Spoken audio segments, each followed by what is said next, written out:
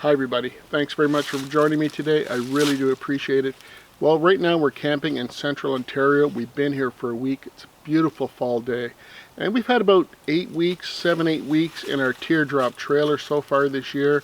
So we've kind of have it set up the way we like it. So I thought I'd give you guys a little tour, show you a few things that we've added to it, a few hacks maybe. And as we're going along, if you have any experience with something like this, let me know about things I've missed or things you would have added. And just to give you a little bit of context, this is not our first trailer. I bought my first trailer 40 years ago probably. It was a 17-foot trailer, and in between we've owned 38-foot motorhomes, a couple of large fifth wheels, other trailers, pop-ups, everything, truck, campers, everything. And right now we're really enjoying this. Will it be our final trailer? Who knows, but it's what we're using right now and we really enjoy it a lot, so let's get started. So what we have here is a 2024 New Camp tag, and with all of these smaller trailers, these teardrop trailers, they have a very small tongue, and so when you drop the lift gate of your truck or maybe open the rear door of your Jeep, many times it gets in the way of the jack. Now the way I've decided to get around that problem is installing this. It's called a jacky up. And it's a way to remove the jack altogether when you're driving. It just twists and comes off. You can throw it in the back of the truck. It's not in the way. If you're stopping to get something, you can drop that lift gate, no problem. And then when you get to your campground, just drop this jack back in, give it a twist, and it's fully secured. It took about 5 minutes to install. The jacky up is a good little hack for a problem that I struggled with for a few months till I saw it on somebody else's video. Really like the jacky up. Let's check out what's in the battery box. So inside this battery box I have a 20-pound propane tank, and I also have this Vator battery. It's a bit of overkill, but 300 amp hours is a little more than I need, but it's better to have too much and too little. There's a shut off here for the battery, and I'll tell you something, this has a solar panel installed. The solar panel easily keeps up with my needs. If I need to add another external portable solar panel, I have that to do as well. But this Vator battery, really a great battery. I recommend them highly, and I've used a few different brands. One reason why we chose the New Camp tag is because it's made out of something called Asdale. It's a completely composite material, so if there is some water penetration, it's not going to rot or get moldy. And the windows are really great. 3 large windows that pivot out like this for really great ventilation. This is a stargazer window, so you can lay in bed, look at the stars. It's really great. It pops out quite far for maximum ventilation, and there's a privacy screen and a ventilation screen built right in, so it's a really great set of windows. Now we have roof racks on top and a max air fan as well for more ventilation. That max air fan moves a lot of air, and since we have the roof racks, we're able to put 2 awnings out. This one is an ARB 2500 by 2000 awning, and over here I have a Yakima Slim Shady. So let's take a look at this one over here because I have the ARB awning room attached.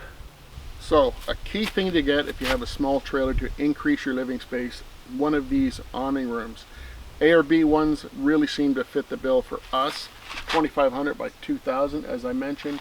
You have to have your fairy lights. These are the BioLite fairy lights. I reviewed this a little while ago. We absolutely love these. I'm going to buy another set. But 44 feet of these lights are perfect for the campsite. Now, one thing about all of these awnings is that they're held on by Velcro up here. And Velcro sometimes will lose its effectiveness after a while. And I have this really great clip that I bought from a private guy. He prints them out on his 3D printer. I'll try to put a link to him down below. If you're having a bit of failure with your ARB awning Velcro, these things work awesome, let me tell you. And here's a little hack here. I got it from, I think the channel's called the King of Mods. Kind of a weak point on these awnings too is the arm. So if you put a painter's pole with a little T molding here to hold it up, it's not going to go anywhere if it gets some weight up there for some rain or some snow even. So it's really good to use these painter poles to give it a little bit of extra stability. And the extra living space in here is beautiful. On my Yakima Slim Shady, I don't have an awning room, just this privacy screen.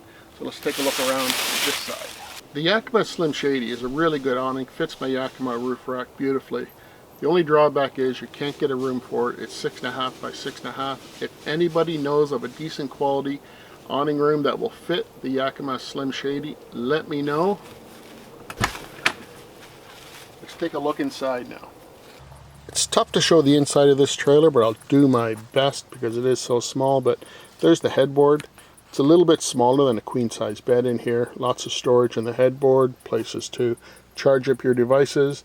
There's a look at that stargazer window, overhead storage.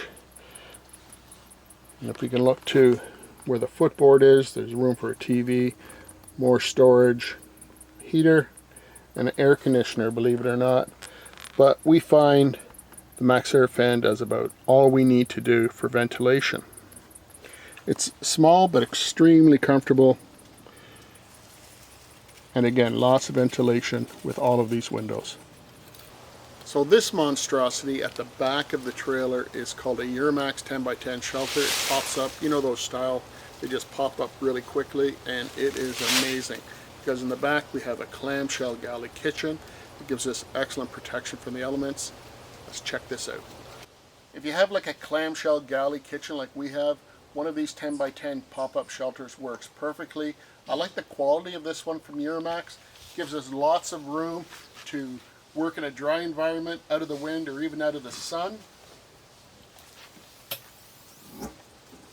As you can see, the clamshell fits perfectly inside here. There's tons of room. So basically everything you need in a kitchen in a very small compact space. We have a sink with running water. You have some lights. Storage under here. There's a microwave of all things. Not a big fan of the microwave.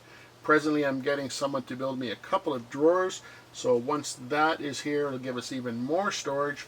Spot here for my Bodega 12-volt cooler. This one fits in here really nicely. Not a lot of space, but you know, it's everything you need to really be able to get a nice meal on the go with a 2-burner stove. Pretty functional. As you can imagine, with a small space, you really need to find good storage solutions. So bins like this work. You can get these in a variety of places. Princess Auto, Harbor Freight, those types of places. You can find bins like this. Great for dry goods. Cutlery goes in here, and we always keep our lighting handy. We love this Outtask light. Goes with this on every trip. And of course, this Vivor 17-inch grill. Cooks us breakfast every single morning and the odd dinner. We love it. For drinking water, we've been using a jug like this with one of these USB powered taps, and since my wife has this out charging up, I'll talk about this Fantic vacuum cleaner. It works really well for the size of it. Charges up with a USB port, and we have a German Shepherd. It actually works with a German Shepherd, so it's probably going to work for you too. So we travel with the diesel heater. We've been here a week now. We've been using this one from Sunster, so I'm just testing it out before I give a review. It's been giving us some really good heat actually. We just vent it into the room using this hose at the bottom. Works wonderfully. The exhaust goes out that way. So if you want to heat something like this, an outer room of any type, diesel heaters are really a game changer for us. We love them. It got down to below 0 Celsius last night, or below 32 degrees Fahrenheit. So we needed this in the morning to have a nice warm place to have our coffee. So what really makes a Teardrop trailer manageable is having a room like this one, the ARB awning room. 6.5 by 8.5 approximately, somewhere in there. You know, it's a place to get dressed, a place to store your clothes, a place that you can keep climate control. You can air condition this or heat this. It's a beautiful place to get out of the bugs, get out of the elements, just chill, play a game, have a coffee. Really consider getting something like this if you're looking into a tiny trailer. So here's something we really recommend. We have 2 of these chairs. They're called a strong back chair. They are not inexpensive. They are a bit of an investment, but these are the most comfortable foldable chairs that we've ever used. You can check them out on Amazon. I'll leave a link. The strong back chairs, we really enjoy using them. And don't forget a bed for your dog. They need a comfortable place too. So although we are in a park that has some convenience, we have some amenities. Primarily, we do like to cook over an open fire. It just makes for a better experience. It's more fun actually. So this contraption here is something we really love. I've reviewed this and shown it on many times. TMJ Metalworks. fire anchor. We're all set up for dinner later on. It makes for a better experience in my opinion. It's just more fun. And there are advantages and disadvantages to traveling with a small trailer. First being size. You have to manage that with attic rooms, awnings, storage solutions, things like that. But you do figure out these things as you go. We've been about 8 weeks this year alone in this, so we figured out some of these things, but there's always things to figure out as you go along. We've had this for about a year now. So the thing about adding all these things on is that you don't have to bring them every time you go.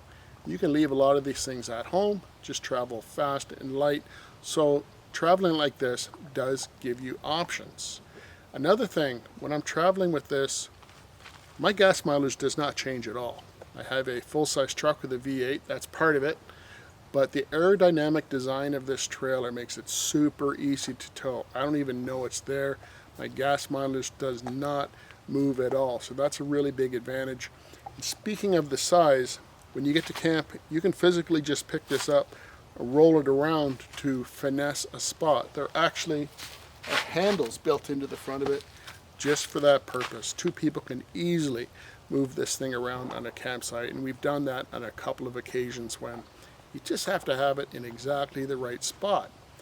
Traveling is nice because you can just stop, pop that back hatch, make yourself a coffee, make yourself a quick sandwich, so that's always nice to do. And one more thing to add, I can store this in my garage at home, just a regular garage. It'll fit in there no problem at all. So you don't have that extra cost of storing it in a different unit, or the extra hassle of storing it somewhere else and going to check on it every so often. It goes right in my garage, no problem whatsoever. So that's the tour of our little Teardrop trailer, or the way we're camping nowadays. I really do appreciate you stopping by. Let me know in the comments things that you like to add to your camping experience to enhance it. Let me know. There are things that I know I have missed. Take care everybody. We'll see you in the next video. Bye for now.